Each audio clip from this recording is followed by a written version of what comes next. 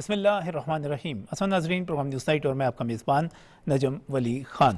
ناظرین، آج کی سب سے بڑی جو پیش رفت ہے وہ پاکستان اور چین کا مشرق وسطیٰ میں امن کے لیے جو 5 نکاتی فارمولہ یا اقدامات تجویز کیے گئے ہیں وہ ہے۔ اس وقت جو ہم صورتحال دیکھ رہے ہیں اور سکرین پر بھی آپ کے سامنے جو مناظر موجود ہیں ان میں آپ کو پاکستان کے وزیر خارجہ اور نائب وزیر اعظم محمد اسحاق ڈار بیجنگ میں چین کے وزیر خارجہ وانگ زی کے ساتھ ملاقات کرتے ہوئے نظر آ رہے ہیں۔ یہ اہم ترین ملاقات اس وقت ہو رہی ہے جب پاکستان کی سفارتی حوالوں سے کوششیں اپنے عروج پر ہیں، اور صرف 2 روز پہلے یہاں پاکستان میں سعودی عرب، ترکیہ اور مصر کے وزرائے خارجہ بھی تشریف لائے تھے اور مشرق وسطیٰ میں امن کے لیے اہم تجاویز پر تبادلہ خیال ہوا تھا۔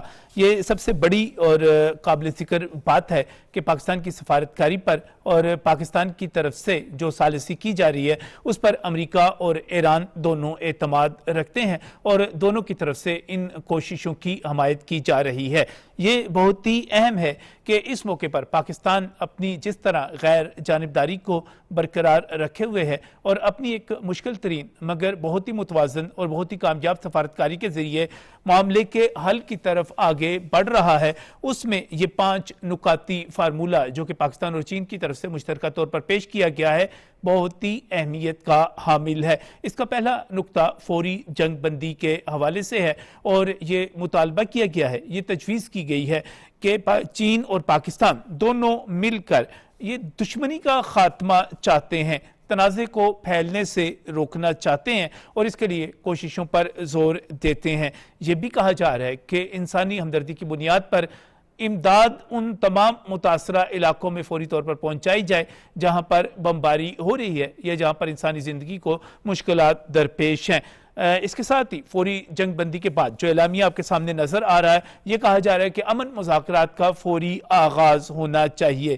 جب ہم امن مذاکرات کی بات کرتے ہیں تو یقینی طور پر ہم یہ بات کرتے ہیں کہ ایران اور خلیجی ممالک کی خود مختاری اور علاقائی سالمیت، ان کی جو قومی آزادی ہے اس کا تحفظ ہونا چاہیے۔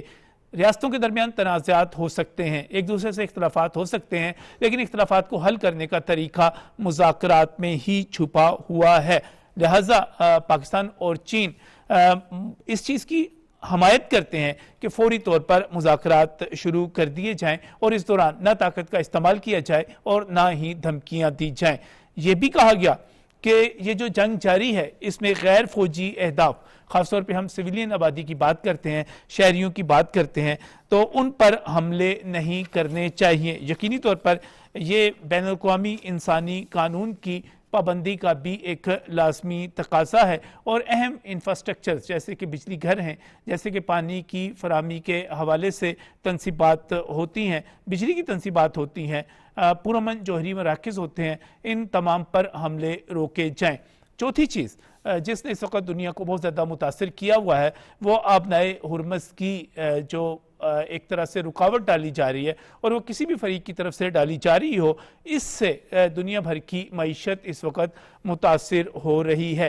یہ کہا جا رہا ہے کہ آبنائے ہرمز اور اس کے ملحقہ پانی عالمی تجارت اور توانائی کی ترسیل کا اہم ترین ذریعہ ہیں۔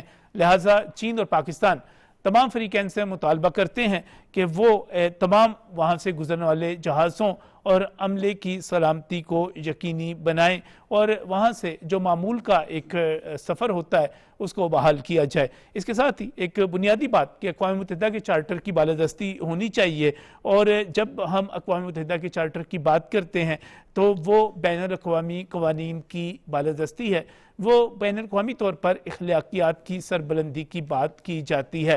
پاکستان چونکہ اس وقت ایک بنیادی اور اہم کردار ادا کر رہا ہے اور چین دنیا کی ایک سپر پاور ہے، تو ان دونوں کا اتفاق اور ان دونوں کی تجاویز یقینی طور پر نظر انداز نہیں کی جا سکتی۔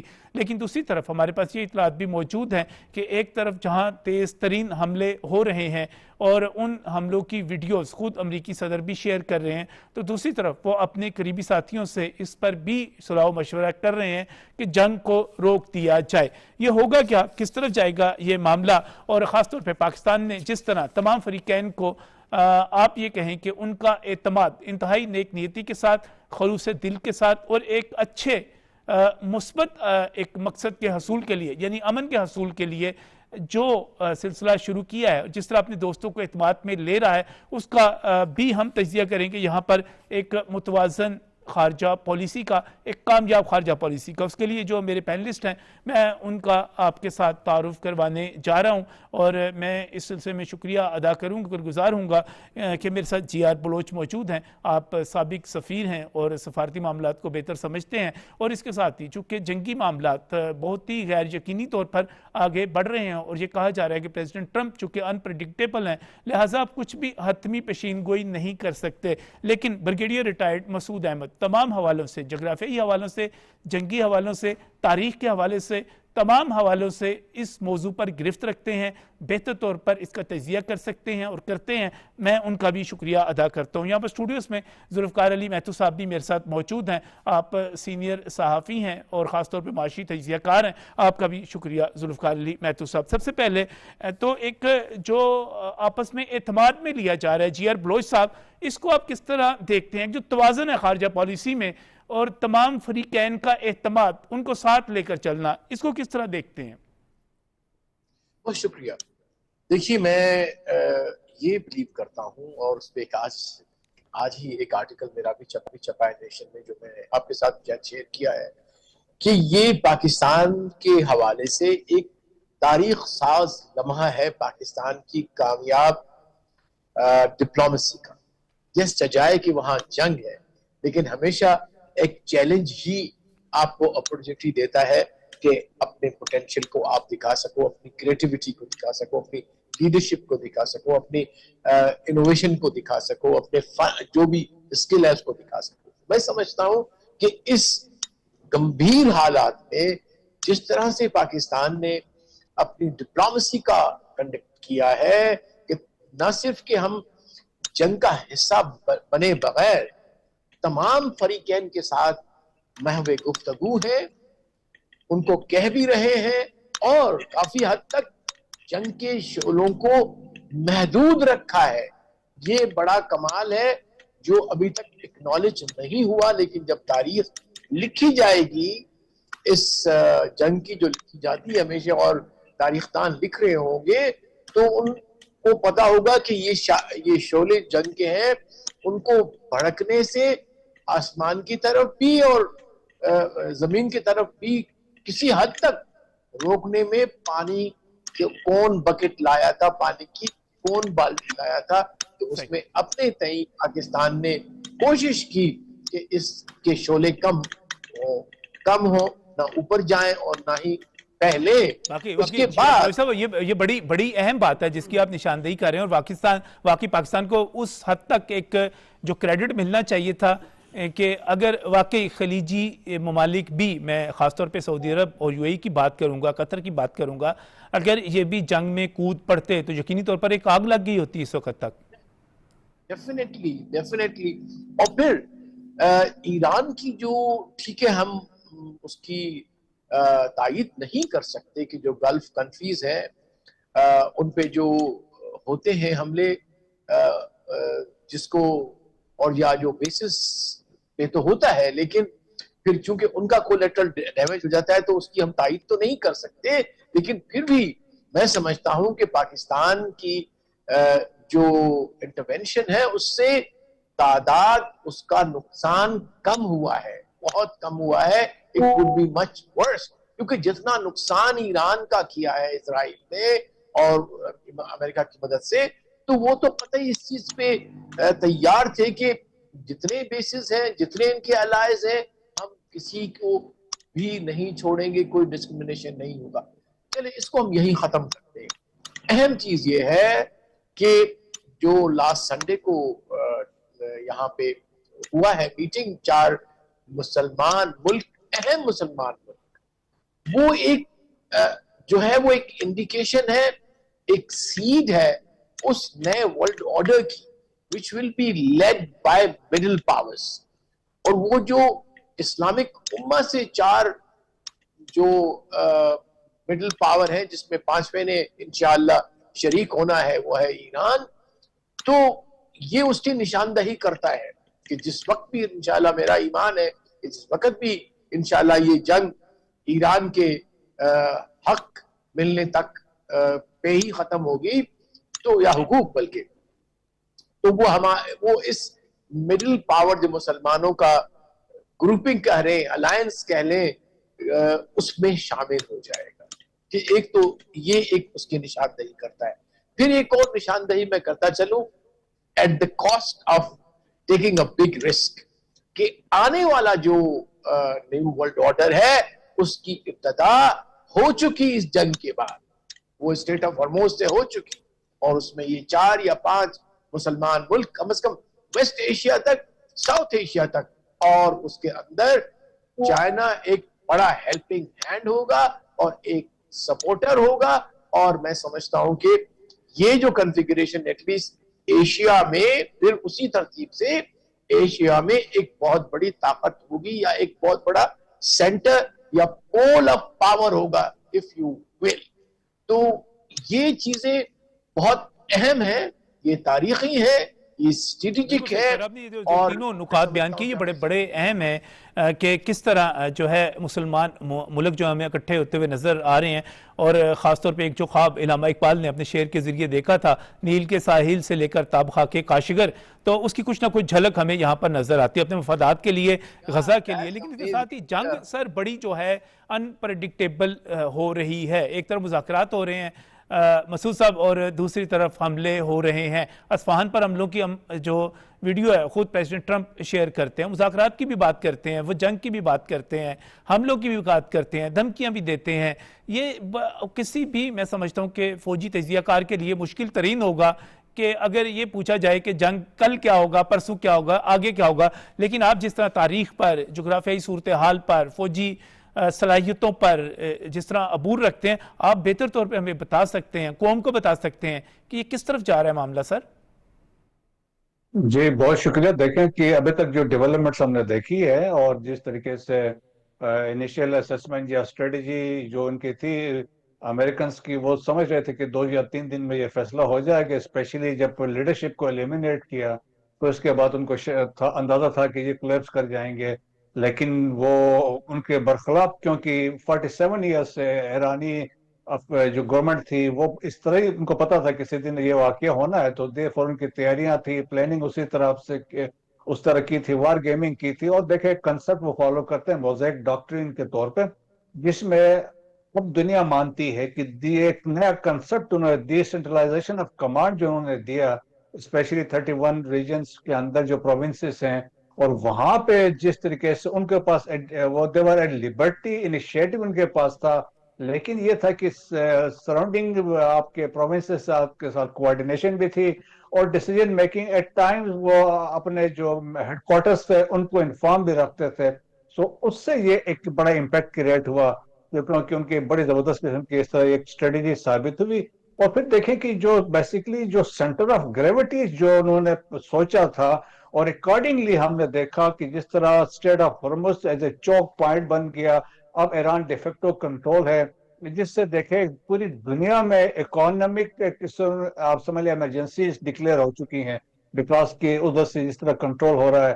سملرلی دیکھیں کہ جو GCC کنٹریز کے اندر جو بیسس تھے وہ ٹارگٹ رہے، اور اس کے بعد GCC کنٹریز کے انفراسٹرکچر پہ اگین سو میں کہتا ہوں کہ دیز آر دی جو سینٹر آف گریوٹیز تھے اس پہ فوکس کیا. اور مور ریسنٹلی ہم نے یہ بھی دیکھا کہ ابھی ہوتیز بھی میدان میں آ چکے ہیں، حزب اللہ بھی سارا ایکٹیو ہے. سو ان سب کی آپس میں کوارڈینیشن تھی، اور ہوتیز کا بھی دیکھیں اسٹیج پہ آنا that too on the direction of Iranian official کے اس کے بعد ہی یہ افیکٹو ہوئے ہیں. سو اس کے ساتھ جو ملٹری آبجیکٹیو، جو پولیٹیکل آبجیکٹیو سیٹ کیے تھے، کوئی وہ اچیو نہیں کر سکے. آج ہم نے پیٹ ہیگزت کی وہ دیکھی پریس کانفرنس بھی، وہ صرف اپنے آپ کو وہ بڑا چڑھا کے وزٹڈ فارورڈ ایریاز تو وہ بتا رہے تھے، لیکن یہ تھا کہ کوئی ورتھ وائل کوئی چیز مینشن نہیں ہو رہی تھی. سو اب ایک ایسے ڈیلیما میں ہے پریزیڈنٹ ٹرمپ، اور اب لوگ یہ لکھ رہے ہیں کہ از اے سویز مومنٹ کے طور پہ بتایا جا رہا ہے، کیونکہ 1956 میں سویز کینال پہ کو ایجپٹ نے نیشنلائز کیا، اور تو جس کو this was not acceptable to Britain and France. सो 1956 की जंग हुई और जिसमें इजराइल भी शामिल हुआ था, लेकिन उस वक्त ये थे दुनिया की बहुत सारी ताकतें थी वो इजिप्ट के फेवर में आ गई, और जिसकी वजह से ये हुआ कि ब्रिटेन देवर फोर्स वो जब वहां से निकल गई तो ब्रिटिश के जो कहते हैं जो 200 साल की सुपरमेसी या थी वो दैट बेसिकली वो खत्म हो गई, और इसके बाद उनका पाउंड की वैल्यू भी खत्म हो गई, जो उनका कॉलोनियल कंसेप्ट था वो भी खत्म हो गया। सिमिलरली हम लोग इसको रिलेट कर रहे हैं, और ये जो पर्शियन गल्फ के अंदर जिस तरीके से अब जिस तरह ट्रम्प ने कहा कि आप बाकी ममालिक खुद ही आके इसको सेटल करें, तो वो मेरे ख्याल में कहते हैं कि ये मुश्किल ऐसा था कि अब वो अपने आप को यहाँ से एग्जिट करना चाह रहे हैं, क्योंकि देखें कि जो जो अमेरिका की आप मिलिट्री पावर थी, इकोनॉमिक पावर थी, या इसके अलावा जो पॉलिटिकल पावर थी, वो जो ग्लोबल स्टैंडिंग थी वो इससे डेंट पड़ गया है। सो दैट्स वाई एक तो फिर अमेरिका के अंदर से भी देखें कि जो हालात वाकयात है, नो किंग्स की रैलीज हो रही हैं, उनकी अपनी रेटिंग गिर चुकी है, 60% अमेरिकन वो जंग को अपोज कर रहे हैं।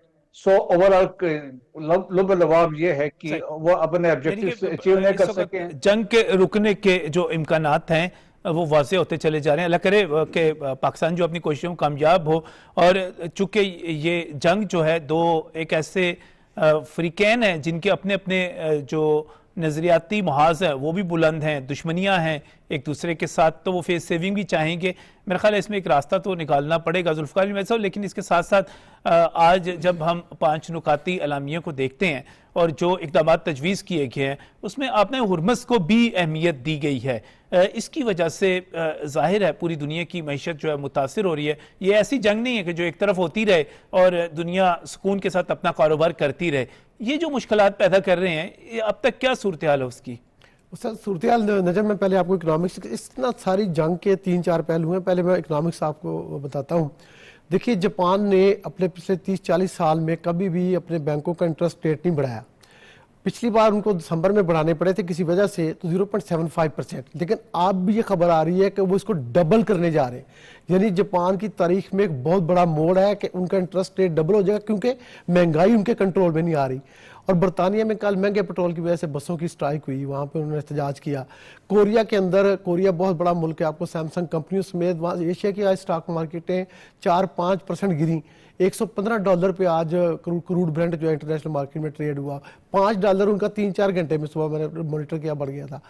यानी मैं कह रहा हूँ कि पूरी मुश्किलात बढ़ती चली। अच्छा, अब बरतानिया के अंदर ही फूड शॉर्टेजेस आ रही हैं, यूरिया की जो है यहाँ से मिडल ईस्ट से जाती थी वो आ रही है, और उसके ऊपर ये और जो प्लस पॉइंट आया वो जो होती इसने कहा कि हम रेड सी भी रोक रहे हैं, तो इसका मतलब ये हुआ कि वहाँ से 5-7 मिलियन बैरल पर डे वहाँ से जाता है और 20 मिलियन बैरल जो ईरान के रास्ते हुर्मुज़ से जाता है।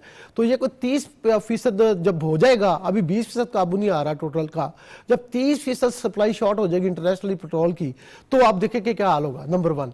नंबर 2 बात ये है कि अब ये होगा क्या, यानी ये मामला कहाँ पे फंसा हुआ है। आप पहले देखें कि अमेरिका ने जब जंग शुरू की तो उन्होंने कहा हमने न्यूक्लियर खत्म करना है, फिर उन्होंने कहा कि हम इनका मिसाइल प्रोग्राम खत्म करना है, हम इनको एटम बम नहीं बनाने देंगे। अब वो कहते हैं हुर्मुज़ को खोलना है, यानी अब जंग का फोकस सिर्फ इस बात पे आ गया है कि स्ट्रेट ऑफ हुर्मुज़ को हम खोलना चाहते हैं। अब उसके बाद ये भी अब आ गया है, अब वो गिला शिकवा कर रहे हैं प्रेसिडेंट ट्रंप अपने नेटो वालों से, क्या तुम क्यों नहीं आ रहे। यानी स्पेन ने तो सीधा कहा कि आप फ्लाई भी नहीं कर सकते तुम्हारे ऊपर से। वो भी कह रहे हैं। अभी 2 रोज पहले की खबर थी कि डीजे वैंस बकायदा तौर पे नेतन्याहू पे बकायदा बरस पड़े। अच्छा, अब ये है कि अब ये नेतन्याहू, अब आज जो नई डेवलपमेंट जो हुई है कि नेतन्याहू ने कहा है कि अगर अब इसका मुआहदा हो भी जाता है ईरान का और अमेरिका का, तो फिर हम इसको लेबनान के ऊपर तक नहीं जाने देंगे, वहां पे इंप्लीमेंट नहीं होगा, ये उसके अंदर नहीं आएगा। नंबर 1। नंबर 2 ये कि अब ये सारे सूरत हाल फंसा कहाँ पे हुआ मामला, यानी ये हो क्यों नहीं। एक तो ये कि कॉमन ग्राउंड्स ढूंढी जा रही हैं कि कैसे हो, और दूसरा ये कि ईरान, सबसे बड़ा ये मामला जो ईरान की तरफ से आ रहा है वो ये है कि ये ग्रंटर कौन होगा इस मुआहदे का, क्योंकि अमेरिका के साथ हमारे जब नेगोशिएशन हो रही थी 2 बार उन्होंने हमारे ऊपर अटैक कर दिया, पिछले जून में भी किया, अब भी किया, तो हमें कोई गारंटी दे। तो इसहाक डार जो नायब वज़ीर आज़म गए हैं वो सिर्फ ईरानी जो कह रहे हैं वो कह रहे हैं कि चाइना की गारंटी हमें दिलवा दें तो हम इस बात पे राज़ी हो जाएंगे कि फिर कॉमन ग्राउंड्स क्या हैं। कॉमन ग्राउंड्स जो यहाँ पे हो सकती हैं वो ये है कि स्ट्रेट ऑफ हुर्मुज़ का जो वहाँ पे वो कह रहे हैं हम ट्रांजिट फ़ी लेना चाहते हैं, ईरान कहता है। حالانکہ انٹرنیشنل لا میں یونائٹڈ نیشن کے اس میں چارٹر میں یہ نہیں آتی چیز, یہ نہیں ہو سکتا. لیکن جو موجودہ حالات ہیں, جس طرح سے ایران نے اپنا کنٹرول ثابت کیا ہے, اب یہ جنگ جس طرح بھی ختم ہو جائے, جیسے بھی دنیا پوری کی اکانومی پھنسی ہوئی ہے نجم, اور اس اکانومی کا جو محور ہے وہ اسٹریٹ آف ہرموز ہے. ہرموز کے اندر یہ جنگ, جو سارا کچھ ایران پورا کھنڈر بنا دے, اور ایران کے اندر سے 2 میزائل روز کے چلے صرف ہرموز کی طرف جو جہاز گزریں گے, تو وہ کوئی جو ہے وہ کوئی شپ مالک یا کوئی کمپنی جو ہے وہ یہ اور اپنا مال لے کے ادھر سے نہیں جائے گی, تو یہ نہیں کھل سکے گا. اور آج جو پیٹ ہیگسٹ ہے اور جو مارکو روبیو نے کل انٹرویوز دیے مختلف چینلز پہ, اس میں انہوں نے کہا کہ ہم اب اس بات پہ ہیں کہ ہم عراق اور افغانستان والی تجربہ نہ کریں. تو میرے خیال میں نجم یہ جنگ جو ہے نا, جو میں نے جو سارا مانیٹر کیا ہے, جو پڑھا ہے, اس کے اندر مجھے لگتا ہے یہ 20 اپریل تک چلے گی, اس کے بعد یہ معاشی دباؤ بڑھتا چلا جا رہا ہے اور اقتصادی دباؤ بڑھتا چلا جا رہا ہے, ساری چیزیں, یہ پولیٹیکل بھی ہے, لیکن اس میں سیاسی بھی ہے. آپ ذوالفقار میں سب یہاں پر حکومت پاکستان کو جب ہم جگہ جگہ بحرانوں کی بات کرتے ہیں, ایک بات چھوٹی سی رہ گئی حکومت پاکستان کی, مجھے یاد آ گئی. دیکھیں میں تو آپ فلپین سے لے کے ہر جگہ پہ چلے $2 کا پیٹرول مل رہا ہے, یعنی پاکستان میں 550 لیٹر کا ایک لیٹر جو ہے نا $5 کا. پاکستان میں گورنمنٹ کی یہ بہت بڑی کامیابی ہے, اور دنیا حیران ہے کہ یہ $322 میں کیسے بیچ رہے ہیں. میں اس کو میں کہتا ہوں, یہ دیکھیں میں بطور یہ نہیں کہ گورنمنٹ کی سپورٹ کر رہی ہوں, حمایت کر رہا ہوں. آپ موجودہ حالات میں $322 کا لیٹر دینا ناممکنات میں سے ہے. پوری دنیا $2 سے اوپر یعنی $550 کا لیٹر بیچ رہی ہے, بڑے بڑے ملک بیچ رہے ہیں. اب یعنی امریکہ کو آپ دیکھیں تو $4.5 کا وہاں پہ گیلن ہو گیا, جو پہلے $2.88 سے شروع ہوا. یعنی دیکھیے سب سے بڑی بات کامیابی یہ بھی ہے کہ ہمیں انڈیا میں جس طرح لائنیں قطاریں لگتی ہوئی نظر آتی ہیں LPG کی وجہ سے, پیٹرول کی وجہ سے, خدا کا شکر ہے پاکستان میں ایندھن کی سپلائی نہ صرف بحال ہے بلکہ کہا جا رہا ہے کہ اپریل کے میں جنوبی کوریا میں ادویات کا بحران نہیں ہے, خوراک کا جو ہے یہاں پر. اچھا میں ایک بات تھوڑی سی اور کہوں, یہ کامن گراؤنڈ کی میں بات کر رہا تھا. ایک معاملہ جو ہے نا وہاں پہ ہو سکتا ہے, جو ہمارا بلیک سی میں ہوا تھا نا گرین انیشیٹو, جو یونائٹڈ نیشن نے کروایا تھا ٹرکی, ریشنل فیڈریشن اور یوکرین کے دوران 2022-23 میں. میرے خیال میں اسٹریٹ آف ہرموز کا وہ فارمولا ٹرانزٹ فی کے ساتھ, یعنی ادویات, کھاد اور جو ہے نا فوڈ آئٹمز, ان کو مفت جانے دیا جائے, باقی پہ آپ ٹرانزٹ فی لے لیں. چلیں یہ تو ہر ساری کے سارے یہ ماڈل ہے, یہ میرے دل میں ہے کہ میں آپ کی سٹڈی ہے اور آپ کا اندازہ ہے, اللہ کرے کہ چیزیں بہتری کی طرف جائیں. لیکن یہ تمام اس وقت ہم صورتحال دیکھ رہے ہیں, اس میں GR بلوچ صاحب کیا کامن گراؤنڈز ہو سکتی ہیں جس پر ایک معاہدہ ہو سکے؟ پاکستان بھرپور کوشش کر رہا ہے, کیا کامن گراؤنڈز ہو سکتی ہیں؟ دیکھیے اس میں پہلی بات ہمیں اسٹریٹجک کرنی چاہیے, باقی ڈیٹیل تو بعد میں ہوگا, کہ یہ جنگ کس کی ٹرمز پہ بند ہوگی یا ہونی چاہیے. لاجیکلی لاجک یہ کہتا ہے, ملٹری کا لاجک یہ کہتا ہے, تاریخ کا لاجک یہ کہتا ہے, یا تو فاتح مکمل طور پہ فاتح بن کے آئے اور اپنا ڈکٹیٹ کرے کہ یہ آرڈر ہوگا, ٹھیک ہے. وہ جو خاص طور پہ ایگریسر تھا, یا ایگریسر ہے, دو ایک ہی ہے, میں تو اس کو ایک ہی مانتا ہوں, اسرائیل تو ویسے ہی نام ہے ایک اس کا, تو اس ایگریسر کو آدھے سے زیادہ شکست, مکمل شکست اسٹریٹجک ٹرمز میں ہو چکی ہے. اس کے میں کہنے میں مجھے کوئی آر نہیں ہے, میں لکھ بھی چکا ہوں اس پہ article, that Iran has already won the war. It was on the 12th of March, which was my article was published, and I would like to reiterate. اور اب بہت سارے اینالسٹ ہمارے اس پرسپشن کے ساتھ ایگری کرتے ہیں. اب جب ایران جو ہے وہ جنگ جیت چکا ہے, لیکن اس جنگ جیتنے کے لیے اس کو قربانیاں دینی پڑی ہیں. 2000 تک کے شہداء ہیں, ہزاروں زخمی ہیں, اور بلینز آف ڈالرز کا نقصان ہوا ہے اس کا. اب آپ کیسے ایکسپیکٹ کر سکتے ہیں کہ ایسے ٹرمز پہ آ جائے جو آدھی یا چوتھائی آپ کی ٹرمز ہو؟ No, you will not get mister whatever he is or they are. آپ ایگریسر تھے, آپ کی وار آف چوائس تھی. Now there will be no choice when it comes to making peace. Peace will be on the terms of the people who have shed their blood, those who have defended their homeland, جنہوں نے اپنی سرزمین کو جو ہے وہ قربانیاں دے کے آپ کی ایگریشن سے بچایا ہے. لہٰذا میں سمجھتا ہوں کہ چاہے کتنی بھی ہم ان کی گدڑ بھبکیاں سنیں، چاہے کوئی بھی کیا بول رہا ہو، لیکن الٹیمیٹلی جب یہ جنگ اختتام کو پہنچے گی، جو پہنچنی چاہیے اور پہنچے گی انشاءاللہ جلد ہی، جو پاکستان کی کاوشیں ہیں وہ رنگ لائیں گی. اس میں جی آر بلوچ صاحب، اس میں لوگ پریزیڈنٹ ٹرمپ کی جب گفتگو سنتے ہیں، یقینی طور پہ تمام میڈیا جو وہ گفتگو کرتے ہیں اس کو بڑی اہمیت دیتا ہے، اخبارات بھی شاید سرخیوں میں چھاپتے ہیں، TV channels headlines میں دیتے ہیں. جی آر بلوچ صاحب یہ بتائیے کہ لوگ یہ سوال کر رہے ہیں کہ پریزیڈنٹ ٹرمپ جب آیت اللہ خامنائی کے صاحبزادے مجتبیٰ خامنائی ہی وہاں پر سپریم لیڈر ہو گئے اور اسی نظریے کے حامی لوگ وہاں پر دوبارہ اہم عہدے پر، کسی بھی جگہ پہ آپ دیکھ لیجئے، علی شمخانی کی جگہ پہ دیکھ لیجئے، سلیمانی کی جگہ پر دیکھ لیجئے، علی لاریجانی کی جگہ پر دیکھ لیجئے، اب تمام جگہوں پر انہی کے ہم خیال واپس آ گئے. تو پریزیڈنٹ ٹرمپ کس بنیاد پر یہ کہتے ہیں کہ وہاں پر رجیم جو ہے چینج ہو چکا ہے؟ دیکھیے وہ میں نے بھی سنی اس کی بھی، اور ابھی بلکہ تھوڑی دیر پہلے ہیکسٹ بھی یہی کہہ رہا تھا، ان کا جو سیکٹری آف وار جس کو وہ کہتے ہیں.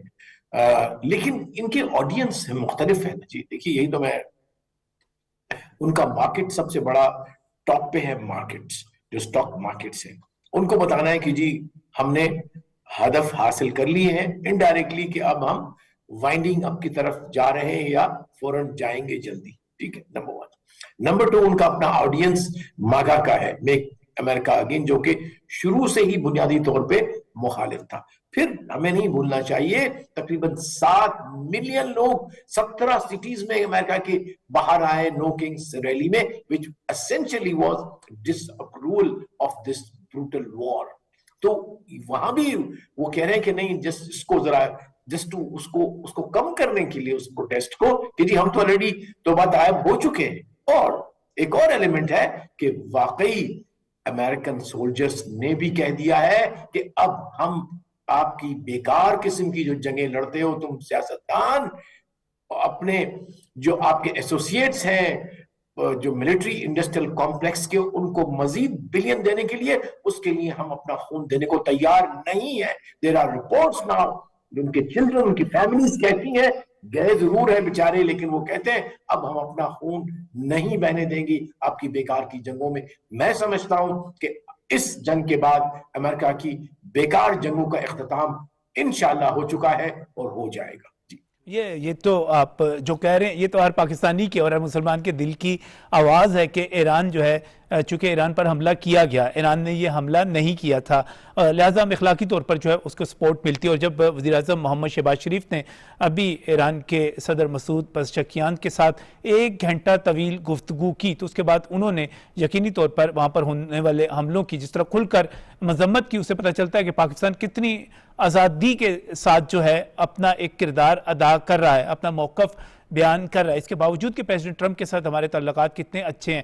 یہ تو ہم سب کی خواہشات جو ہیں کہی جا سکتی ہیں، اللہ کرے کہ ایسا ہی ہو. لیکن جب ہم فوجی اہداف کی طرف دیکھتے ہیں جو حملے ہو رہے ہیں وہاں پر، تو مسعود صاحب آپ کو کیا لگتا ہے کہ امریکہ نے اپنے کتنے اہداف حاصل کیے، چاہے وہ جوہری تنصیبات کے حوالے سے تھے، ان کے پروگرام کے حوالے سے تھے، کیونکہ یہ تو پہلے 12 جو دن کی جنگ تھی جون میں گزشتہ برس ہوئی تھی، اس میں بھی یہی باتیں کی گئی تھی، یا سر انہوں نے اس سے ہٹ کر، فوجی اہداف سے ہٹ کر بھی کیا کامیابیاں حاصل کی جس کی بنیاد پر کہا جائے کہ انہوں نے کوئی ایسا فیصلہ کیا تھا جس کے نتائج ان کو ملے؟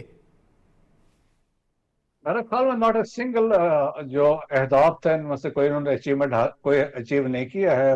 پولیٹیکل آبجیکٹیوز میں سب جو تھا رجیم چینج نہیں ہو سکا. ملٹری آبجیکٹیوز میں آپ دیکھیں نا، ڈسٹرکشن کی بات کی تھی، میزائلز کی بات کی تھی، اور ڈرونز کی بات کر رہے تھے، نیول پاور کی بات کر رہے تھے، نیوکلیر کیپیبلٹی کی بات کر رہے تھے، تو لیکن ان میں سے کوئی نہیں کر سکے ہیں، ڈسپائٹ کہ وہ بمبنگ کر رہے ہیں کہ اباؤٹ 13,000 ٹارگٹس پہ وہ گئے ہیں.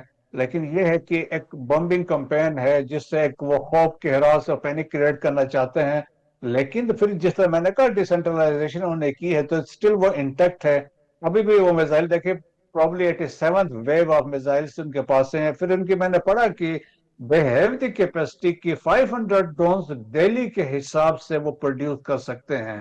تو آپ اندازہ کر لیں اگر 500 ڈرونز دہلی کے حساب سے آتے ہیں تو ڈرون کا یا سائیکالوجیکل امپیکٹ اتنا ہوتا ہے، خوف اسپیشلی شاہد 136 جب ہم بات کرتے ہیں، جب وہ کہیں پہ جاتا ہے when it buzzes around تو اس سے بڑا خوف پیدا ہوتا ہے. پھر اس کا امپیکٹ آپ دیکھ لیں. پھر اس کے بعد بتاتے ہیں کہ دیر ان 50,000 پلس ڈرون ان کے پاس ہیں. سو آپ اس کیپیبلٹی کے سامنے آپ کیسے روک سکتے ہیں کسی کو؟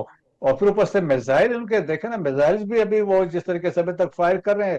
پھر ان کے they have the missile under ground cities ہیں، میزائلس ہیں، اسپیشلی ایون جو پرشین گلف ہے یا اسٹریٹ آف ہارمز والی سائڈ میں انڈر گراؤنڈ ٹنل سے انہوں نے کروز میزائل جو گدر 380 انڈر گراؤنڈ رکھے ہوئے ہیں. وہ جب کہتے ہیں وقت ضرورت پہ آئے گا تو وہ نیچے سے نکلیں گے اور ہٹ کریں گے.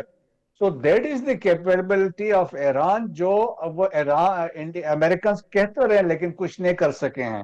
آج دیکھیں کہ جو لیوریج ہے سب مانتے ہیں. میں لیون پنیٹا کو سن رہا تھا، فارمر ڈائریکٹر CIA اور سیکرٹری ڈیفنس بھی رہا ہے. وہ کہہ رہا تھا کہ جو لیوریج ہے، جو گریٹ لیوریج ہے، وہ انہوں نے کہا ایران کے پاس ہے. انہوں نے کہا وہ تو سارا ڈکٹیٹ کروا رہا ہے، کنٹرولنگ پرشین گلف، اور جو امپیکٹ انہوں نے GCC کنٹریز پہ کیا ہے. اور باقی لیڈرشپ دیکھیں نا کہ وہ سمجھ رہے تھے لیڈرشپ تو اسٹل امپیکٹ ہے. اور ابھی ان کو یہ بھی کنفیوژن ہے کہ بائی ڈیسیجن کون لے رہا ہے. مطلب ابھی بھی there is a unity of command, unity of command ہے، یونٹی آف ایفرٹ ہے. اور اگر مشتبہ خامنائی سامنے نہیں آیا لیکن سٹل ڈیسیجن میکنگ ہو رہی ہے. اور پھر دیکھیں شروع میں یہ کہا گیا تھا کہ آپ اگر لیڈرشپ کو ایلیمینیٹ کریں گے تو جو بھی ریپلیس کرے گا وہ ہارڈ لائنرز آئیں گے. تو آج بھی پسادران کے جو لوگ آئے بہت ہارڈ لائنرز آئے ہیں. تو میرا خیال میں اس پوائنٹ آف ویو سے دیکھا جائے تو کوئی اچیو نہیں کر سکے ہیں. اور پھر جو دیکھیں اس سے جو ایران میں مزید مضبوط ہو کے بڑا سٹرانگ پاور کے طور پہ سامنے آیا ہے. سو میرا خیال میں اسی لیے سیٹ بیکس ہو گئے امریکہ کے لیے.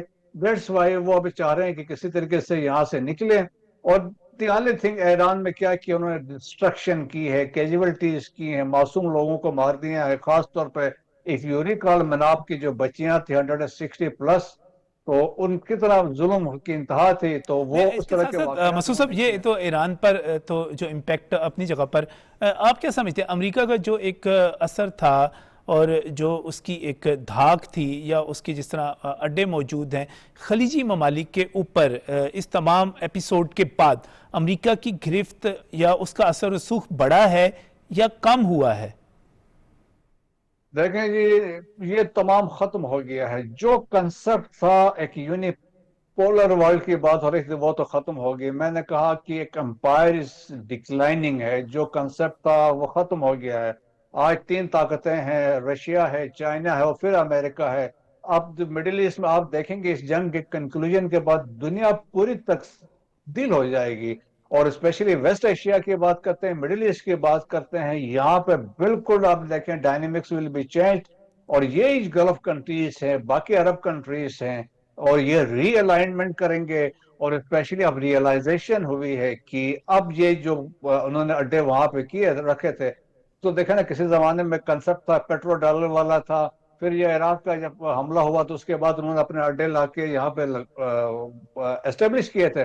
لیکن جب قطر پہ حملہ ہوا تھا there was no response. Americans وہاں پہ، امریکنز کو تو پتا تھا کیونکہ ان کا تو سارا سسٹم وہاں پہ سینٹکام کا ہیڈ کوارٹر تھا.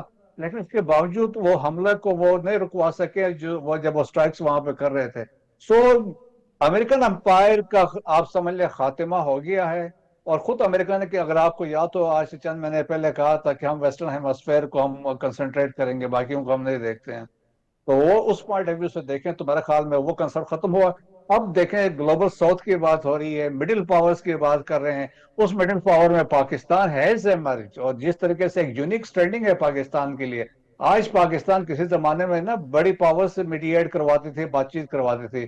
آج یہ اللہ نے عزت پاکستان کو دی ہے because of our leadership, political leadership, prime minister کی وجہ سے، فیلڈ مارشل عاصم منیر کی وجہ سے، اور فارن منسٹر اسحاق ڈار کی وجہ سے، جنہوں نے ایفرٹس کی ہیں اور پاکستان کو اس مقام پہ لے کے آئے ہیں. آج پاکستان جیو اسٹریٹجک پروفائل کی وجہ سے ایز اے میڈییٹر ہے، ہماری اسٹرینتھ ہے हम पावर सेंटर से ईस्ट में और सही। वेस्ट में हमारे ताल्लुकात है वो हमें मानते हैं, और ट्रस्ट जो है देखें, ईरान का ट्रस्ट देखें, जीसीसी कंट्रीज का ट्रस्ट देखें, और अमेरिका का ट्रस्ट देखें, चाइनीज का देखें, रशिया का साथ देखें, वो सब पाकिस्तान पर ट्रस्ट करते हैं। और पाकिस्तान की, दैट्स वाई मैं कहता हूँ लीडरशिप आपकी हमेशा जब अच्छी होगी तो मुल्क की मफाद में फैसले करेंगे, और ये फैसले जितने मुश्किल वक्त में फैसले हुकूमत ने किए हैं वो सब पाकिस्तान के मफाद में हुए हैं। हम इसीलिए कहते हैं कि फिर जब प्राइम मिनिस्टर विजिट्स करते थे तो उन सब के मकासद थे, कहीं पे वो जाते थे, तो आज पाकिस्तान की वो जो एक डिप्लोमेटिक सुपरमेसी भी साबित हुई है,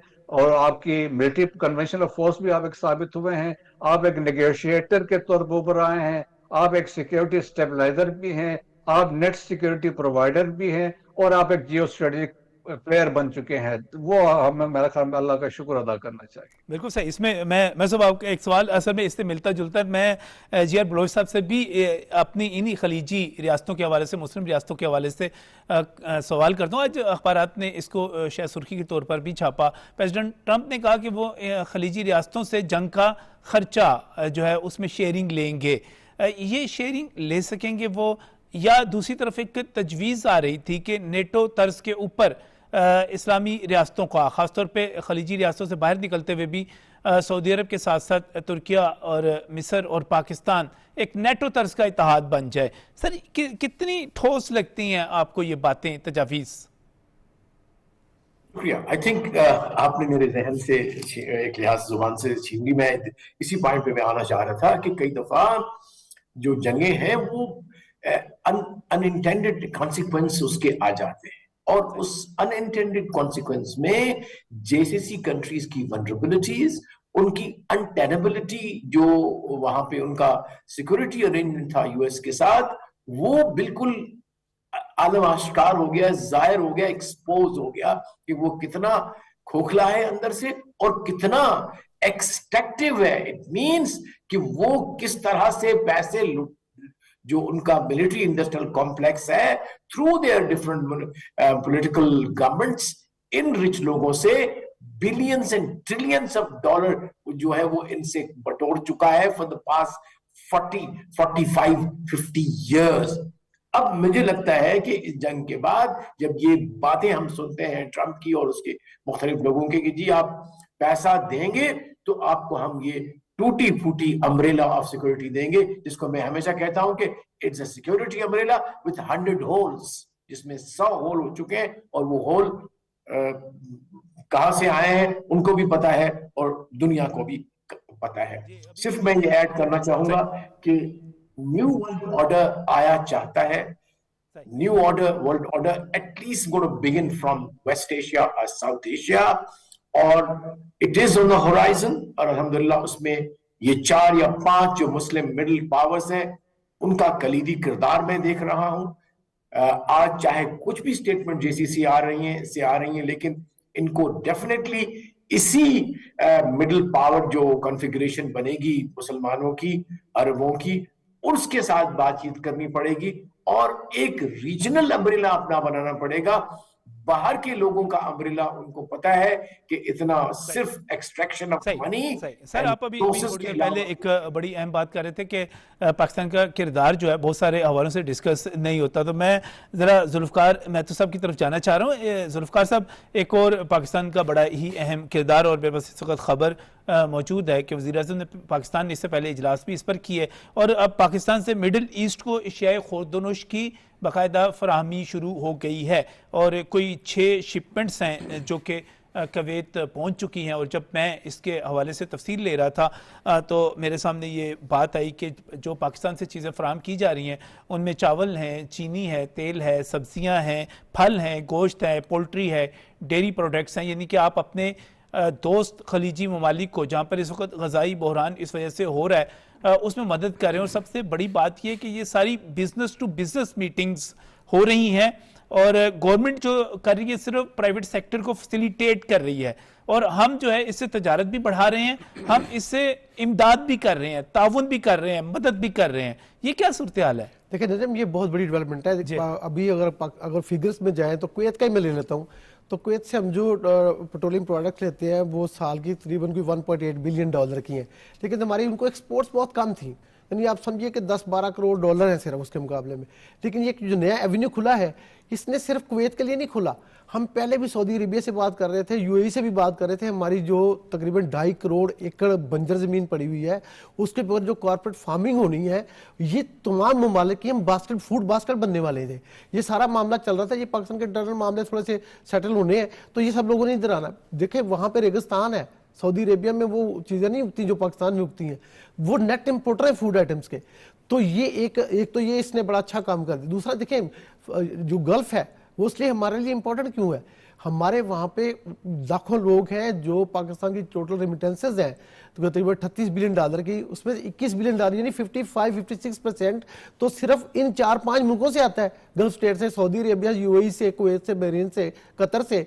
तो ये सारा मिला जुला के हम सारा हमारा बैलेंस ऑफ पेमेंट इनके ऊपर खड़ा है। तो मैं समझता हूँ कि ये एक नया, सही कह रहे थे बलोच साहब कि एक नई अलाइनमेंट भी आनी है। और सबसे इम्पोर्टेंट बात ये है कि पाकिस्तान की डिप्लोमेसी ने दुनिया भर में साबित किया है कि हम चीन को भी इस तरह से बैलेंस किया और उसके दुश्मन अमेरिका को भी इसी तरह से बैलेंस किया। मिडल ईस्ट के अंदर भी हम अभी तो मैथुर साहब, जो अमेरिका की वज़ीर आज़म पाकिस्तान ने रूस का दौरा करना था जो कि इस जंग की वजह से मौखर हो गया। अच्छा, मैं बीच में एक बात थोड़ी सी मुझे याद आ गई है। देखिए प्रेसिडेंट ट्रंप ने एक बात कही कि हमारा जो यूक्रेन वाला मामला है ना, जो रूस से मुझे बात याद आई है, उसने कहा हमने $350 बिलियन यूक्रेन को दिया कि रूस के खिलाफ लड़ो, हम वहां से वो 350 निकाल के अब गल्फ में लाएंगे। और लेकिन गल्फ में नहीं ला सकते। सदर ट्रंप का जो डिफेंस का बजट है अमेरिका का नजम, वो पूरी दुनिया में $1740 अरब साल का होता है, उसमें से $950 अरब अमेरिका का है। और अमेरिका ने जो पाँव फैलाए हुए हैं, जैसे जर्मनी में 45,000 बंदा, जापान में 45,000 फौजी, इधर मिडिल ईस्ट में 50,000 55,000 फौजी, तो ये सारी फौज सिमट जानी है। अमेरिका अब नहीं चल सकता, क्यों कि उसका जो अपना मुल्क का कर्जा है वो डेट टू जीडीपी जाहिर है कहीं ना कहीं तो असर डालेगा, 136% से ऊपर जा चुका है। तो ये सस्टेनेबल नहीं रहा, प्रेसिडेंट ट्रंप हो या कोई और हो। अमेरिका के लिए अब जंगों का मामला खत्म हो जाएगा। ये सारी की सारी जो है सही कह रहे हैं बलोच साहब, न्यू वर्ल्ड ऑर्डर आएगा, उसके अंदर सिर्फ अमेरिका को एक ताकतवर पुरअमन मुल्क के तौर पर मैं देख रहा हूँ, वो तनाज़ात खत्म होते चले जा रहे हैं। लेकिन इसी दौरान मैं बिल्कुल एक मुख्तलिफ सी बात करने लगा हूँ। मसूद साहब, आपका कमेंट चाहूंगा कि पाकिस्तान के बढ़ते हुए किरदार के बाद मुझे सोशल मीडिया पे एक बड़ी अजीबोगरीब चीज़ नजर आई। मैंने श्रीनगर एयरपोर्ट रोड के हवाले से वहाँ पर एक मकबूजा कश्मीर की जो शहरी की एक वीडियो देखी, उसने बना के भेजी और सोशल मीडिया पे इस वक्त वायरल है कि वो अपनी मोहब्बत का इजहार कर रहे हैं आसिम मुनीर साहब से। इसी तरह मकबूजा कश्मीर के मुख्तलिफ इलाकों से वीडियोज़ आ रही हैं कि हम आपकी तरफ देख रहे हैं, हम आपसे हम चाहते हैं कि आप उसी तरह आए जिस तरह मोहम्मद बिन कासिम आए थे और जो है एक किरदार अदा करें। सर, ये खासतौर पे ईरान वाला वाक़या हुआ, फिर उसके बाद अफगानिस्तान हुआ, इंडिया को शिकस्त दी, लगता है कि मकबूजा कश्मीर में फिर एक लहर उठने वाली है और उम्मीद जो है आर्मी चीफ से बहुत ज्यादा है हमारे। हाँ बिल्कुल, देखिए मेरे ख्याल में ये एक कश्मीरी है, बडगाम का है, तो लेकिन आप समझ लीजिए पूरे कश्मीरियों की तर्जुमानी कर रहा है। और आप देखें जिस तरीके से वहां पे वालियाना मोहब्बत का इजहार है, यगानत की बात कर रहे हैं पाकिस्तान से। और हमेशा देखें ना, जब जगलर वैन कहते हैं तो जगलर वैन तो आपकी कितनी इंपॉर्टेंस है, जैसे वक्त राइटली कायद-ए-आज़म ने कहा था। तो मेरे ख्याल में वहां पे एक ऑलरेडी एक वहां पे है, जिस तरीके से वहां मजालिम हो रहे हैं। अभी आप देखें ना, जिस तरीके से अभी आसिया अंजराबी को सजाएं हुई हैं या यासीन मलिक को सजाएं हुई हैं, तो रियलाइजेशन वहां पे है। और जिस तरह के वहां पे लोगों में है, किसी जमाने में देखें कि ये जद्दोजहद तो वैली के अंदर थी, आज ये जद्दोजहद साउथ पीर पंजल रेंज में आ गई है, पुंछ में आ गई, राजौरी में आ गई, कठुआ में आ गई, सांबा वाली साइड पे आ गई है। तो अवेयरनेस ज्यादा है कश्मीरियों की वहां पे, वो पाकिस्तान से मोहब्बत है। और फिर देखें ना, ये डेवलपमेंट आज अफगानिस्तान से भी आ रही है। वहां पे भी हमने अभी वीडियोस आई हैं कि वहां पे भी अफगानी जो है वो भी पाकिस्तान का तरफ देख रहे हैं कि जो मजालिम वहां पे रजीम वर्क कर रहे हैं, तो वो कहते हैं हमें इससे भी निजात दिलाएं। सो मेरे ख्याल में आपकी लीडरशिप देखिए जिस सिंसियरिटी के साथ काम कर रहे हैं और जिस तरीके से इन्होंने साबित किया है फॉर द लास्ट जब से ये गवर्नमेंट आई है, और जिस तरह लीडरशिप है, पॉलिटिकल लीडरशिप, मिलिट्री लीडरशिप ने और डिलीवर किया है जैसे अवाम के तवक्कुआत पे। लेकिन अनफॉर्चुनेटली मैंने कहा नजम साहब, उसके बावजूद चंद हमारे ऐसे लोग हैं جو پاکستان کے اندر بھی ہے، جو باہر بھی بیٹھے ہیں، سر وہ آج ناکام بھی ہوئے نا، پاکستان وہ آپریشن بنیاد المرصوص کی مخالفت کر کے بھی ناکام و نامراد ہوئے. انہوں نے پاکستان کو ڈیفالٹ کرنے کی کال دی، اس میں ناکام ہوئے. انہوں نے ریمیٹنسز روکنے کی کال دی، اس میں وہ ناکام ہوئے. انہوں نے 9 مئی میں جو تھی ایک بغاوت کرنے کی کوشش کی، وہ ناکام ہوئے. مجھے پورا یقین ہے کہ محب وطن طاقتیں اور لوگ ہی جیتیں گے، میر جعفر میر صادق کبھی نہیں جیتیں گے. بہت بہت شکریہ تمام پینلسٹ کا. آج کے پروگرام میں بس اتنا ہی. اجازت. اللہ حافظ.